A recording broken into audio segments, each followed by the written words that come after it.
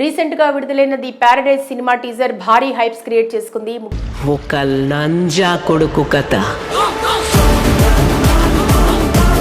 ముఖ్యంగా ఇప్పటి వరకు ఎప్పుడూ కనిపించిన సరికొత్త లుక్లో హీరో నాని ఇందులో కనిపించడంతో నాని అభిమానులు కూడా సంబరపడిపోతున్నారు. అయితే విడుదలైన టీజర్లో కొంచెం మాటలు శృతిమించినట్టు కనిపిస్తున్నా దీంతో తెలుగు ఇండస్ట్రీ నుండి మరో సరికొత్త కథ బాక్స్ ఆఫీస్ వద్ద రచ్చ చేయడం ఖాయంగా కనిపిస్తోంది.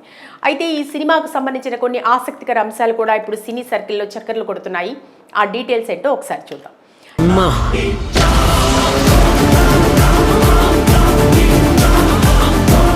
నేచురల్ స్టార్ నాని హీరోగా వరుస సినిమాలతో బిజీగా ఉంటూనే మరోపక్క నిర్మాతగా కూడా విభిన్నమైన సినిమాలు చేస్తూ విజయాలని ప్రశంసల్ని సొంతం చేసుకుంటున్నారు. నాని నిర్మించిన latest movie court true events స్ఫూర్తితో రూపొందిన ఈ సినిమా ఇటీవలే విడుదలై ప్రేక్షకుల విమర్శకుల ప్రశంసలతో పాటు బాక్స్ ఆఫీస్ వద్ద భారీ వసూళ్లను రాబడుతూ ట్రేడ్ వర్గాల్ని విస్మయపరుస్తోంది. రియలిస్టిక్ అప్రోచ్తో రూపొందిన ఈ సినిమా ఇప్పటి వరకు 50 కోట్లకు పైనే వసూళ్లను రాబట్టింది. మరిన్ని రోజుల్లో ఈ ఫిగర్ మరింతగా మారే అవకాశం ఉందని ట్రేడ్ వర్గాలు చెప్తున్నాయి.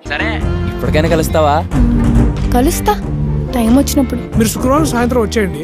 ఇదిలా ఉంటే హీరో నాని ప్రస్తుతం 2 సినిమాల్లో నటిస్తున్నారు. ఒకటి శైలేష్ కోలన్ డైరెక్ట్ చేస్తున్న హిట్ 3. నాని రూత్లెస్ పోలీస్ గా నటిస్తున్న ఈ మూవీని మే 1న భారీ స్థాయిలో వరల్డ్ వైడ్ గా రిలీజ్ చేయబోతున్నారు.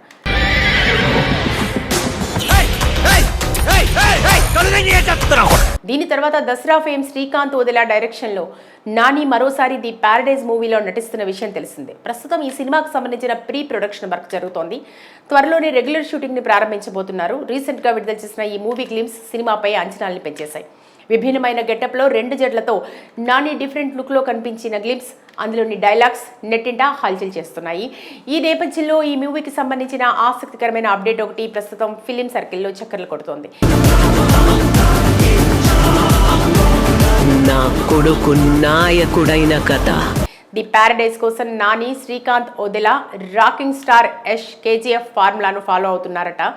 మదర్ సెంటిమెంట్ నేపథ్యంలో అమ్మకి ఇచ్చిన మాట కోసం రాఖీ భారీ సామ్రాజ్యాన్ని సృష్టించడం, భారత ప్రధానికే సవాలు విసరటం తెలిసిందే. నాని ది ప్యారడైజ్ కూడా ఇదే ఫార్ములా కథతో తల్లికిచ్చిన మాట కోసం నాయకుడిగా ఎదిగి తన వర్గానికి అండగా నిలిచే ఓ యువకుడి కథగా దీన్ని తెరపైకి తీసుకురాబోతున్నారు.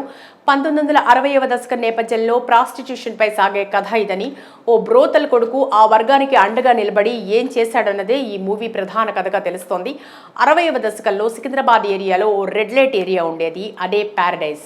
దీనిపై తెలంగాణకు చెందిన ఓ రచయిత ఓ బుక్ని రాశారు. అదే బుక్ ఆధారంగా ది ప్యారడైజ్ని తెరపైకి తీసుకొస్తున్నట్టు తెలుస్తోంది.